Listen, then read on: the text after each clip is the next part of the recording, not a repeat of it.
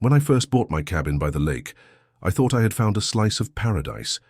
Hidden away behind towering pines with a private dock that stretched over crystal-clear waters, the cabin was everything I had dreamed of, a retreat from the world, a place where I could unwind after years of hard work. The wooden walls held the scent of cedar. The porch swing creaked with every breeze, and the silence was broken only by birdsong or the gentle ripple of the lake. It was supposed to be mine, and mine alone. But peace is a fragile thing, when entire. HOA Karen has her eyes set on control. It began with small things, subtle, almost easy to overlook. A set of tire tracks on my dirt road that didn't belong to me, cigarette butts left near the dock, empty beer bottles tossed along the property. Line. I dismissed it at first. After all, cabins by the lake often attracted wanderers, and I assumed maybe some hikers or fishermen had strayed too close. But as the weeks went by, the signs grew bolder. Vehicles began appearing where they shouldn't, headlights slicing through the night at odd hours. From across the lake, I caught the faint echo of thumping bass, the kind of music that didn't belong in a place meant for peace. The breaking point came one Friday evening when I returned after being away for work. The gravel road leading to my cabin was jammed with cars. Not just one or two, there must have been at least a dozen. Some were parked half on the grass, others angled dangerously close to the trees, blocking my access to my own driveway. My stomach tightened. Something was seriously wrong. When I finally managed to push through and step onto the porch, my worst fears were confirmed. The front door, which I always kept locked, was slightly ajar. A wave of noise, shouting, laughter, and music poured out into the night. I pushed it open, and what I saw inside made my blood boil. The cabin I had poured my savings and sweat into was trashed. Muddy boots stomped across the floorboards. Empty chip bags and soda bottles were strewn across my once cozy living room. The rug, hand-woven, something I had picked up on a trip years back, was stained with spilled drinks. And worse, complete strangers lounged on my furniture as if they owned it. A couple sat on my couch with their feet on the coffee table. Another man carried a case of beer from the kitchen, leaving trails of liquid across the hardwood. They looked at me like I was the intruder. "Who are you?" one of them asked casually, as though I was the problem. That single moment hit me like a punch.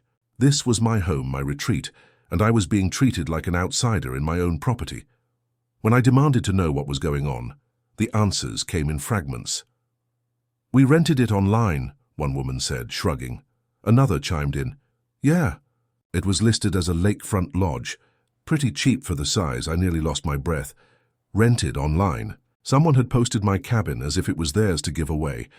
It didn't take long before I found out exactly who was behind it. None other than HOA Karen, the woman who had been a thorn in my side since the day I moved in.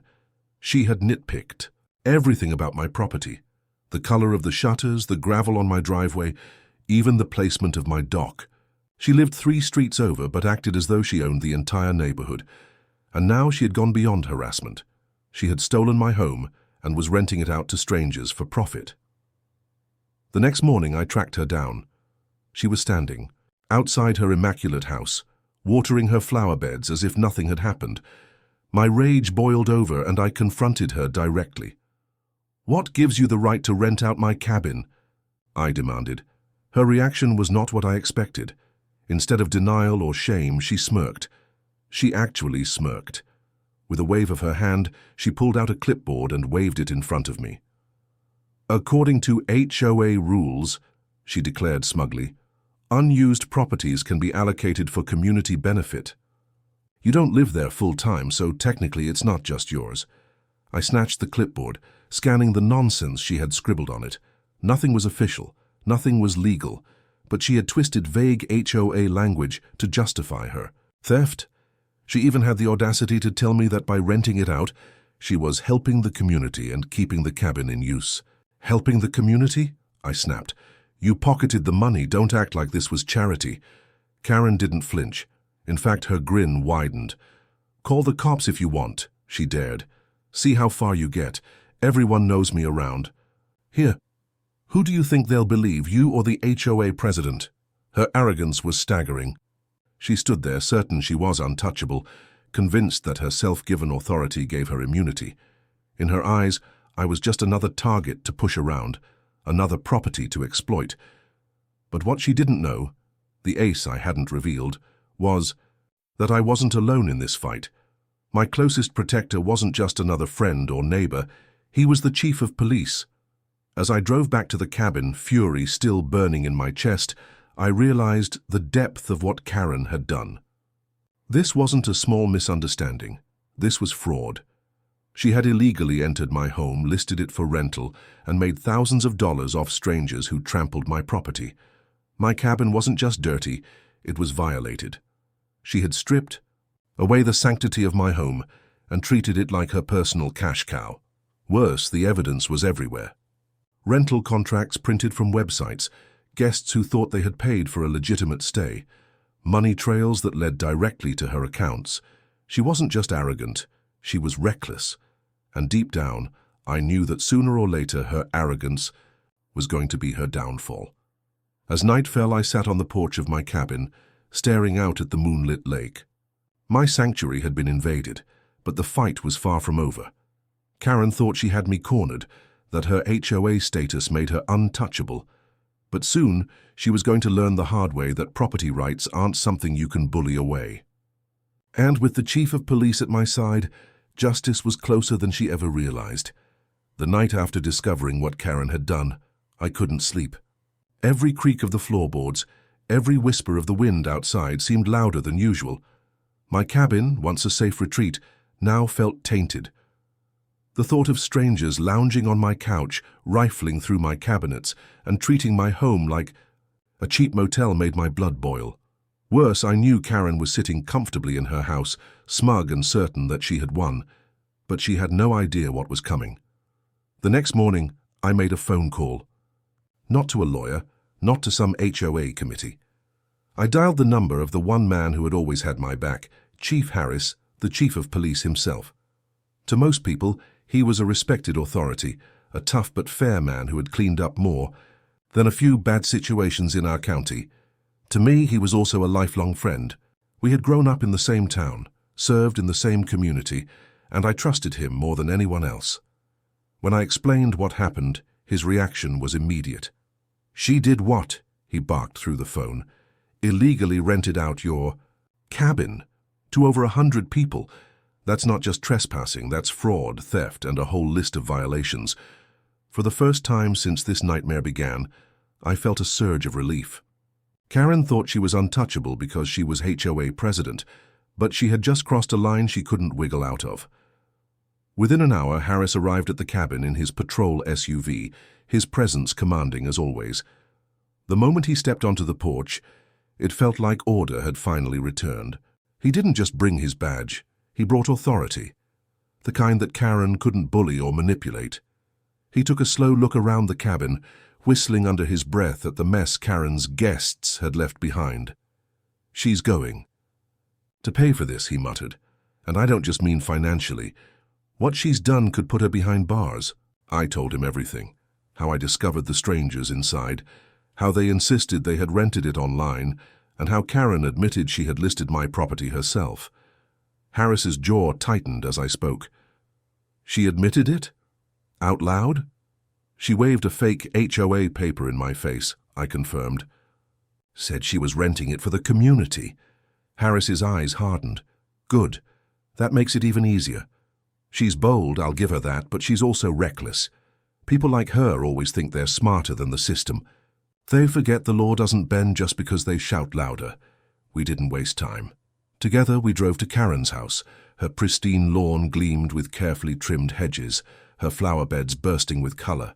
On the surface, she looked like the perfect suburban homeowner, but Harris knew better, and so did I. Karen was on her porch when we pulled up, arms crossed, chin lifted in defiance. She didn't look surprised to see us. In fact, she wore that same smug smirk she had given me the day before. "Well, if it isn't the homeowner," she sneered. "Back with backup this time? You think bringing the police will scare me?" Harris stepped out of the SUV, his badge gleaming in the sunlight. "No, Karen," he said evenly. "I didn't come to scare you. I came to hold you accountable." Her smirk faltered for the first time. He wasted no time. Karen's eyes flicked between us, her confidence wavering but not gone. "This is ridiculous," she snapped. "I'm the HOA president. I have the right to manage community properties." "Community properties?" Harris repeated, his voice dripping with disbelief. He stepped closer, his tone hardening. "Karen, that cabin is privately owned. It's not community land. You forged documents, rented it for profit, and lied to paying customers. That's not HOA business, that's a crime." For the first time, Karen seemed to realize the gravity of her situation. Her bravado slipped, replaced with visible unease. It wasn't like that," she stammered. "I was just making use of the space. No one was living there full-time, so I thought—" "You thought wrong," Harris cut her off. "You don't get to make use of property that isn't yours. That's not how the law works.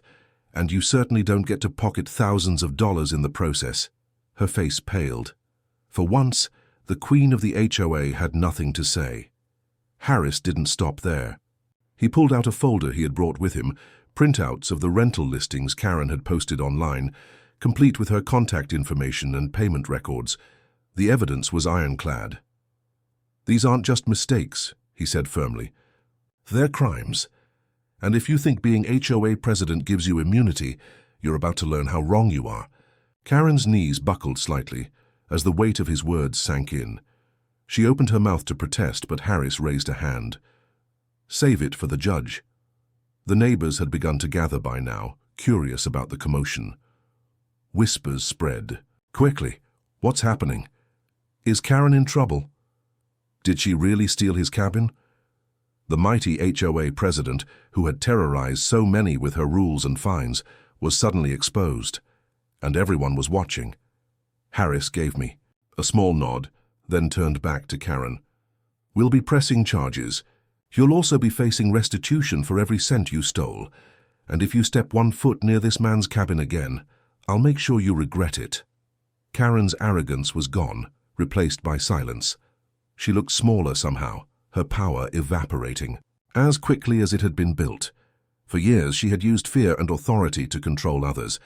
But now, with the law against her, she had nothing left to hide behind. When Harris and I walked back to the SUV, the neighbors' eyes followed us. Some nodded, some whispered words of support. It was clear that Karen's downfall wasn't just justice for me. It was a relief for the entire neighborhood. Back at my cabin, Harris gave me a firm handshake. "You won't have to deal with her again. The law will take it from here." For the first time in weeks, I felt peace settle back. Over the lake, my cabin was mine again. The silence that returned wasn't just the sound of nature. It was the sound of justice served. As the sun dipped below the horizon, casting a golden glow across the water, I couldn't help but smile. Karen had thought she could take what wasn't hers, but in the end she was forced to face the truth. No one is above the law, not even an HOA president. And to anyone listening, let my story be a reminder. Stand your ground. Don't let arrogance and abuse of power strip you of what's rightfully yours. Because sometimes all it takes is courage, evidence, and the right ally to bring justice crashing down.